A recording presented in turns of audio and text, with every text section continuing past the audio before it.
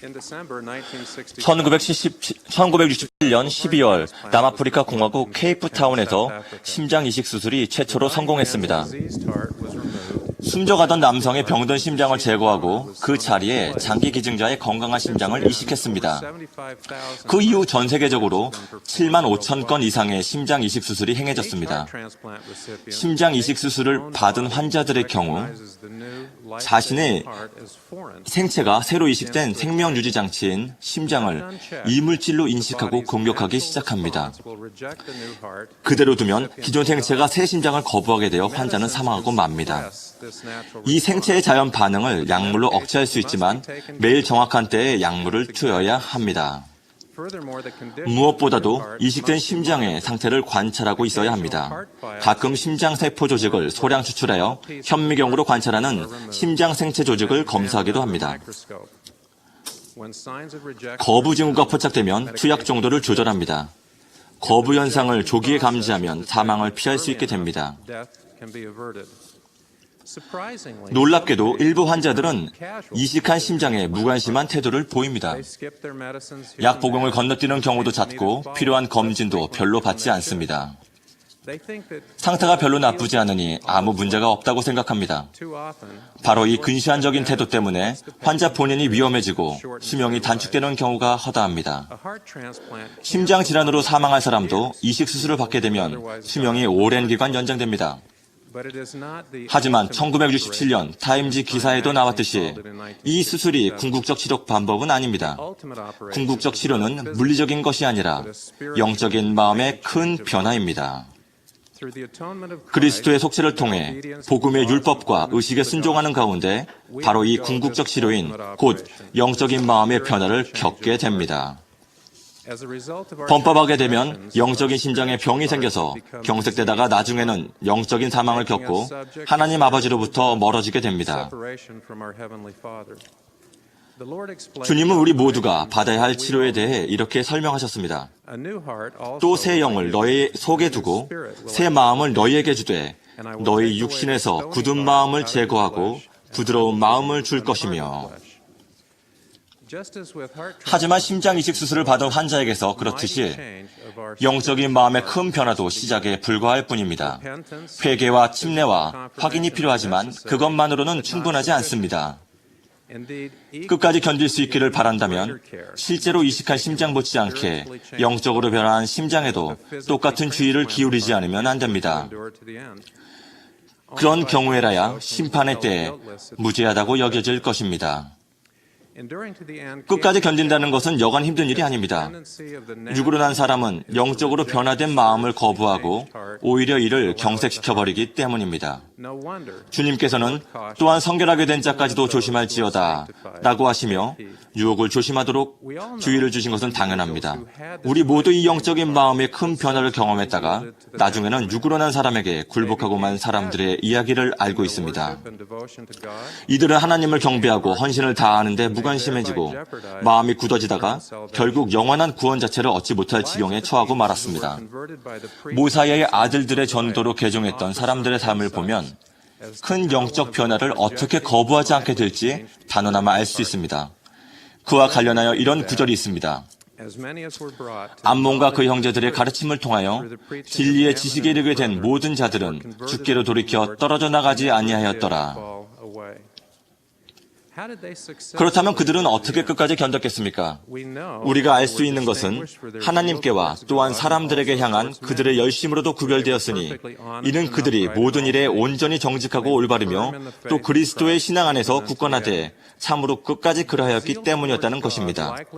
하나님에 대한 열정을 갖게 됨으로써 그들은 하나님을 기쁘게 해드리기를 간절히 원했고 열과성을 다해 그분께 예배를 드렸습니다. 사람에 대한 열정을 갖게 됨으로써 다른 사람들을 돕고 섬기는 일에 열렬한 관심을 갖게 되었습니다. 매사에 온전히 의롭고 정직하게 됨으로써 성약을 굳건히 지키고 하나님이나 사람들에 대한 헌신에 빈틈이 없게 되었습니다. 아울러 가정에서는 자녀들에게 복음을 가르쳤다는 것도 알 수 있습니다. 나아가 이들은 전쟁 무기를 땅에 묻고 유혹을 떨쳐버렸습니다. 그들은 영적으로 변화된 마음의 상태를 자주 점검했습니다. 전혀 문제가 없다고 단정지어버리지도 않았습니다. 비유하여 말하자면 변화된 마음을 검사하고 살펴보면서 경색되거나 거부 반응이 보일 때는 이를 조기에 파악하여 치유할 수 있었습니다. 엘마 2세는 변화를 겪은 영적인 마음을 살펴보기 위해 당대의 암몬 백성들에게 일련의 질문을 던집니다. 그는 이렇게 묻습니다. 만일 너희가 마음의 변화를 경험하였고 만일 너희가 구속하시는 사랑의 노래를 부르고자 느꼈다면 내가 묻고자 하노니 너희는 지금 그렇게 느낄 수 있느냐? 그에 덧붙여 그는 암몬 백성들에게 교만을 벗어버렸는지 시기심을 벗어버렸는지 형제에게 친절한지를 묻습니다. 이러한 질문에 정직하게 답하는 길만이 곱고 좁은 길에서 벗어난 경우 서둘러 바로잡을 수 있고 성역을 정확하게 지킬 수 있는 최선의 방법입니다. 저희 가족은 1980년에 제가 배우고 일해왔던 병원의 맞은편으로 이사했습니다. 저는 매일마다 일했고 일요일에도 일했습니다. 일요일 오후 2시경 일을 마치면 오후 2시 30분에 모임을 시작하는 교회에 아내와 딸과 함께 갈 수 있었습니다. 인턴 1년차 후반기쯤에 어느 일요일 오후 2시면 일이 끝나게 되어 있었습니다. 하지만 병원에서 제가 조금만 더 지체하면 아내가 딸만 데리고 교회로 출발할 것임을 알고 있었습니다. 그러면 집에 가서 낮잠을 자면서 부족한 수면을 보충할 수 있겠다 싶었습니다. 창피하지만 정말 그렇게 했습니다. 오후 2시 15분까지 기다렸다가 집으로 건너가서 소파에 누워 잠을 청했습니다. 그런데 잠이 오지 않았습니다. 혼란스럽고 불안했습니다. 교회 가는 것을 그렇게 좋아했는데 왜 오늘은 간증의 불꽃과 이전의 열망이 그렇게 꺼져버렸는지 의아스러웠습니다. 오래 생각할 필요도 없었습니다. 바쁜 일상 때문에 기도와 경전 공부를 자주 건너뛰곤 했었던 것입니다. 아침에 일어나면 기도를 한 뒤에 출근을 하곤 했지만 1박 2일을 꼬박 일한 뒤 다음날 저녁 늦게 퇴근하는 날도 종종 있었습니다. 그러면 너무 피곤해서 기도나 경전 공부를 하지 않고 바로 잠자리에 드는 경우가 많았습니다. 다음날 아침이면 또 그 과정은 반복되었습니다. 문제는 바로 크게 변화한 영적인 마음이 경색되지 않도록 기본적으로 해야 할 일을 하지 않고 있었던 것입니다. 저는 소파에서 일어나 무릎을 꿇고 하나님께 용서를 빌었습니다. 변하겠다고 하나님 아버지께 약속을 드렸습니다. 다음날 몰몬경을 병원으로 가져갔습니다. 그날 이후 할일 목록에는 2가지 항목이 늘 포함되어 있었는데 최소한 아침과 저녁에 기도하기와 경전 읽기였습니다. 가끔 자정이 되어야 부랴부랴 기도할 장소를 찾아야 하는 때도 있었습니다. 어떨 때는 경전 공부를 짧게 끝내는 때도 있었습니다. 지각을 한이 있어도 교회는 빠지지 않겠다고 하나님께 약속을 드렸습니다. 며칠 동안 실천하다 보니 열망이 되돌아오고 간증의 불꽃이 다시 타올랐습니다. 어떤 상황에서건 다시는 이렇듯 사소해 보이는 행동들을 소홀히 하여 영적인 죽음으로 이르는 함정에 빠져 영원한 본질을 잃어버릴 수 있는 지경에까지 가지 않겠다고 다짐했습니다. 끝까지 견디기 위해서는 더 부지런히 하나님을 기쁘게 하고 열과 성을 다해 하나님을 경배해야 합니다. 이 말은 곧 기도하고 경전을 읽고 매주 성찬식에 참석하고 성신을 항상 동반함으로써 예수 그리스도에 대한 신앙을 유지해야 한다는 뜻입니다. 우리는 다른 사람들을 적극적으로 돕고 섬겨야 하며 그들에게 복음을 나눠야 합니다.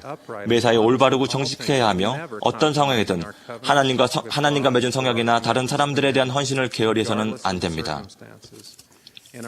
가정에서는 그리스도에 대하여 이야기하며 그리스도 안에서 기뻐하며 그리스도에 대하여 가르침으로써 우리 자녀들, 나아가 우리 자신까지도 일상생활 속에서 속죄의 정신을 적용하겠다는 소망을 갖게 해야 합니다.